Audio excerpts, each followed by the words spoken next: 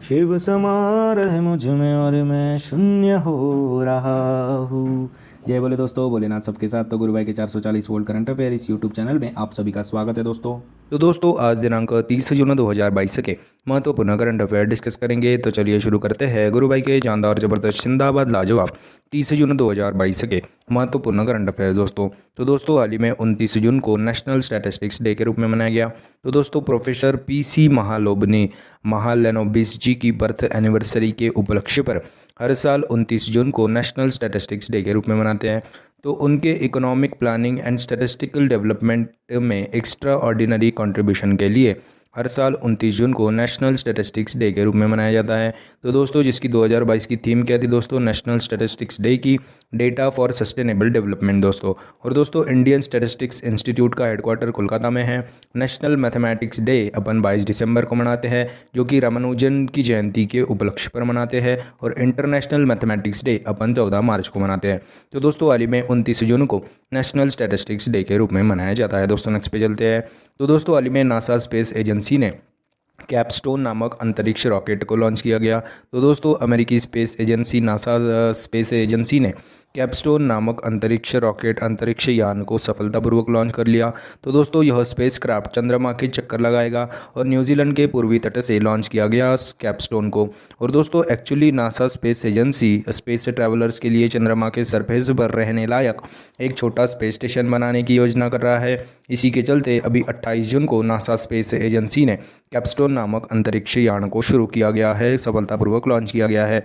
और कैपस्टोन का full form क्या होता है दोस्तों, तो cislunar autonomous positioning system technology operations and navigation experiment. और दोस्तों it is a low cost mission. तो दोस्तों हाल ही में नासा स्पेस एजेंसी ने कैपस्टोन नामक अंतरिक्ष रॉकेट को लॉन्च किया गया। और दोस्तों अभी नासा ने da Vinci mission Venus planet की स्टडी करने के लिए 2029 में लॉन्च किया जाएगा नासा द्वारा। और अभी नासा की जलवायु अनुसंधान वैज्ञानिक साइंटिस्ट सीनियर साइंटिस्ट सिंथिया रोजेनज्वेग जी को वर्ल्ड फूड प्राइज़ 2022 के रूप में भी जीता था दोस्तों इन्होंने। और दोस्तों अभी नासा ने जेम्स वेब टेलीस्कोप को भी लॉन्च किया गया था। और नासा और इसरो मिलकर निसार नामक सैटेलाइट भी बना रहा है। तो दोस्तों हाल ही में नासा स्पेस एजेंसी ने कैपस्टोन नामक अंतरिक्ष रॉकेट को लॉन्च किया गया है दोस्तों। नेक्स्ट पे चलते हैं। तो दोस्तों हाल ही में हर घर तिरंगा नामक मिशन को केंद्र सरकार ने शुरू किया। तो दोस्तों आज़ादी के 75 वर्ष कंप्लीट होने पर यानी कि आज़ादी के अमृत महोत्सव के उपलक्ष्य पर हर घर तिरंगा नामक मिशन को केंद्र सरकार ने शुरू किया। जिसका उद्देश्य क्या है, तो सभी भारतीयों को अपने घर में तिरंगा फहराने के लिए प्रोत्साहित करना। यह हर घर तिरंगा मिशन का उद्देश्य है।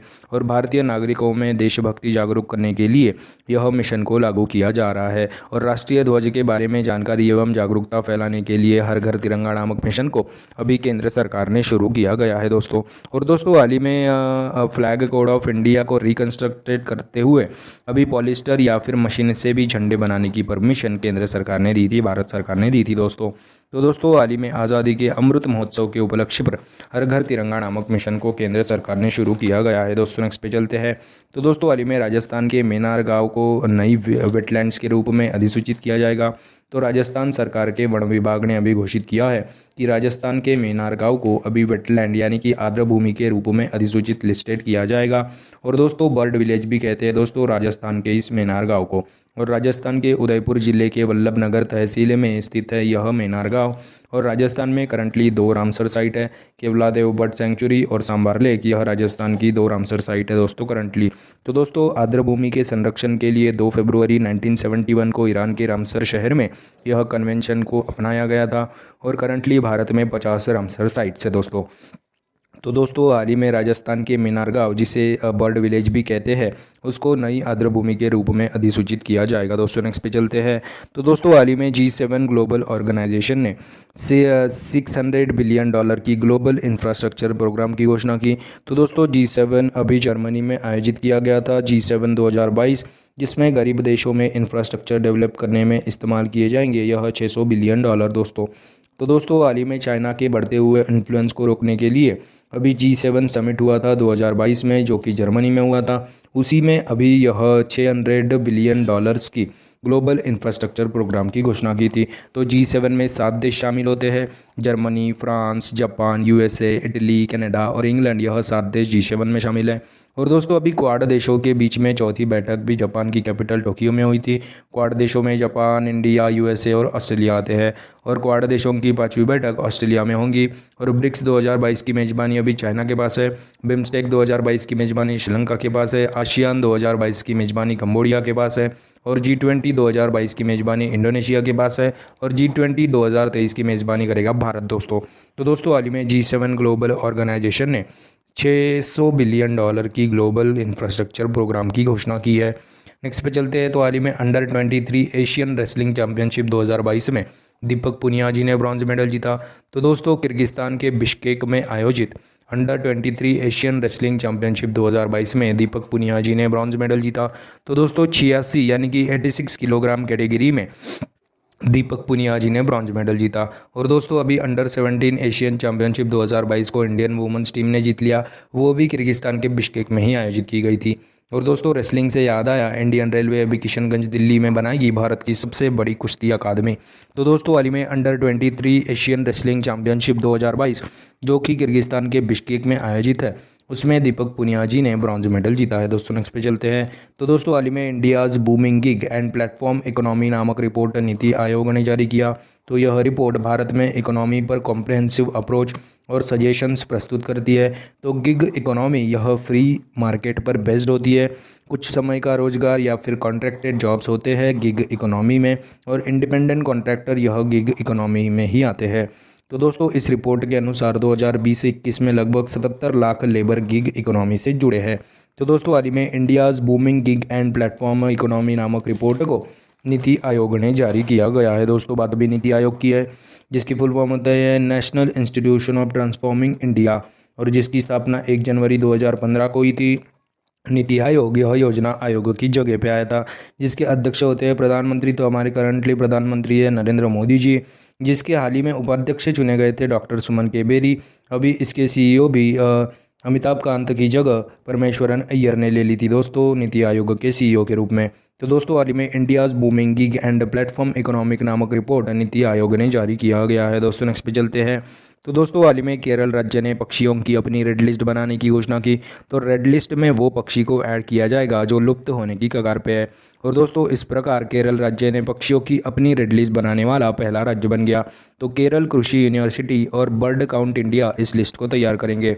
और दोस्तों हाल ही में जारी ग्लोबल IUCN रेड लिस्ट के अनुसार केरल में पक्षियों की 64 खतरे वाली प्रजातियां हैं, जिसमें से प्रमुखतः लाल सिर वाले गिद्ध और सफ़ेद दुम वाले गिद्ध यह ज़्यादा ही लुप्त होने वाली प्रजातियों में से गिनती में आते हैं। और दोस्तों अभी इक्वेडोर ने वन्य जीवों को कानूनी अधिकार देने वाला पहला देश बन गया था इक्वेडोर। तो दोस्तों हाल ही में केरल राज्य ने पक्षियों की अपनी रेड लिस्ट बनाने की घोषणा की है। नेक्स्ट पे चलते हैं। तो हाल ही में ईरान देश ने जुलजाना नामक सॉलिड फ्यूल रॉकेट का सफलतापूर्वक लॉन्च किया गया। तो दोस्तों हाल ही में ईरान देश ने जुलजाना नामक सॉलिड फ्यूल रॉकेट को सफलतापूर्वक लॉन्च किया गया दोस्तों। और दोस्तों हाल ही में चाइना ने फुजियाना नामक तीसरा विमानवाहक पोत को सफलतापूर्वक लॉन्च किया। और दोस्तों बात अभी ईरान की है। ईरान की राजधानी है तेहरान। यहाँ की नई करेंसी हो गई है तोमान। यहाँ के प्रेसिडेंट है इब्राहिम रईस जी। और दोस्तों शंघाई कोऑपरेशन ऑर्गेनाइजेशन का नवीनतम मेंबर अभी ईरान भी बन गया था। और दोस्तों जनवरी 2022 यानी कि 2022 के स्टार्टिंग में ही ईरान ने खैबर बस्टर नामक मिसाइल को भी लॉन्च किया था। तो दोस्तों हाल ही में ईरान देश ने जुलजाना नामक सॉलिड फ्यूल रॉकेट को सफलतापूर्वक लॉन्च किया गया है। दोस्तों नेक्स्ट पे चलते हैं। तो दोस्तों हाल ही में पलोनजी मिस्त्री जी का निधन हुआ। तो बिजनेसमैन पलोनजी मिस्त्री जी का हाल ही में निधन हुआ। तो शाहपुरजी पलोनजी ग्रुप के अध्यक्ष चेयरमैन पलोनजी मिस्त्री बिजनेसमैन, ये एक इंडिया टाइकून है दोस्तों, बिजनेस टाइकून है वह पलोनजी मिस्त्री जी, इनका हाल ही में निधन हुआ। तो दोस्तों 93 साल के यानी कि 93 साल की आयु में उम्र में पलोनजी मिस्त्री जी का निधन हुआ। दोस्तों नेक्स्ट पे चलते हैं। तो दोस्तों हाल ही में खुशी पटेल जी ने मिस इंडिया वर्ल्ड वाइड 2022 का खिताब जीत लिया। तो ब्रिटिश बायोमेडिकल स्टूडेंट है खुशी पटेल, इन्होंने ही अभी मिस इंडिया वर्ल्ड वाइड 2022 का खिताब जीता। और दोस्तों गुआना की रोशनी रज्जाक जी को miss tin India world wide 2022 के रूप में चुना गया था। और दोस्तों हाल ही में मिसेस इंडिया 2022-23 का खिताब सरगम कौशल जी ने जीता था। और 70वीं मिस यूनिवर्स का खिताब अरनाथ संधू जी ने जीता था। और 70वीं मिस इंडिया का खिताब कैरोलिना बिलावस्का जी ने जीता था। तो दोस्तों हाल ही में खुशी पटेल जी ने मिस इंडिया वर्ल्ड वाइड 2022 का खिताब जीत लिया। दोस्तों नेक्स्ट पे चलते हैं। तो दोस्तों हाल ही में इंटरनेशनल वेटलिफ्टिंग फेडरेशन के अध्यक्ष चेयरमैन के रूप में मोहम्मद जलूद जी को नियुक्त किया गया। तो दोस्तों हाल ही में इंटरनेशनल वेटलिफ्टिंग फेडरेशन यानी कि IWF के चेयरमैन के रूप में मोहम्मद जलूद जी को नियुक्त किया गया है दोस्तों। और दोस्तों हाल ही में प्रसार भारती के CEO दोस्तों किसे नियुक्त किया गया था? मयंक कुमार अग्रवाल जी को। LNT के CEO के रूप में SN सुब्रमण्यम जी को। 25वें इलेक्शन कमिश्नर के रूप में राजीव कुमार जी को नियुक्त किया गया था दोस्तों। तो दोस्तों हाल ही में इंटरनेशनल वेटलिफ्टिंग फेडरेशन के चेयरमैन के रूप में मोहम्मद जलूद जी को नियुक्त किया गया है दोस्तों। तो दोस्तों यह थे 30 जून 2022 के महत्वपूर्ण करंट अफेयर्स दोस्तों। तो दोस्तों आज अपन क्या पढ़े उसकी एक बार रिवीजन कर लेते हैं। तो हाल ही में 29 जून को नेशनल स्टैटिस्टिक्स डे के रूप में मनाया गया। हाल ही में नासा स्पेस एजेंसी ने कैपस्टोन नामक अंतरिक्ष रॉकेट को लॉन्च किया गया। हाल ही में हर घर तिरंगा नामक मिशन को केंद्र सरकार ने शुरू किया। हाल ही में राजस्थान के मेनार गांव को नई वेटलैंड आर्द्रभूमि के रूप में अधिसूचित किया जाएगा। हाल ही में G7 ग्लोबल ऑर्गेनाइजेशन ने $600 बिलियन की ग्लोबल इंफ्रास्ट्रक्चर प्रोग्राम की घोषणा की। हाल ही में अंडर-23 एशियन रेसलिंग चैंपियनशिप 2022 जो कि किर्गिस्तान के बिश्केक में आयोजित किया जाएगा, उसमें दीपक पुनिया जी ने 86 किलोग्राम कैटेगरी में ब्रॉन्ज मेडल जीता। हाल ही में India's booming gig and platform economy नामक रिपोर्ट को नीति आयोग ने जारी किया। हाल ही में केरल राज्य ने पक्षियों की अपनी रेड लिस्ट बनाने की घोषणा की। हाल ही में ईरान देश ने जुलजाना नामक सॉलिड फ्यूल रॉकेट को सफलतापूर्वक लॉन्च किया। हाल ही में बिजनेसमैन पलोनजी मिस्त्री जी का निधन हुआ। हाल ही में खुशी पटेल जी ने मिस इंडिया वर्ल्ड वाइड 2022 का खिताब जीत लिया। हाल ही में इंटरनेशनल वेटलिफ्टिंग फेडरेशन के अध्यक्ष के रूप में मोहम्मद जलूद जी को नियुक्त किया गया। तो दोस्तों यह थे 30 जून 2022 के महत्वपूर्ण करंट अफेयर्स। आशा करता हूँ आपको पसंद आए होंगे। अगर पसंद आए होंगे तो दोस्तों लाइक कर दीजिए, कमेंट कर दीजिए। और दोस्तों ऐसे ही day to day current affair classes, उनकी रिवीजन क्लासेस और जनरल नॉलेज क्लासेस पाने के लिए गुरु भाई के 440 वोल्ट करंट अफेयर्स चैनल को फॉलो कीजिए, सब्सक्राइब कीजिए। और one liner current affairs PDF पाने के लिए हमारे टेलीग्राम चैनल को फॉलो कीजिए, link is in the description box below. This is Guru Bhai signing off. जय शंकर महाराज दोस्तों, जय भोले।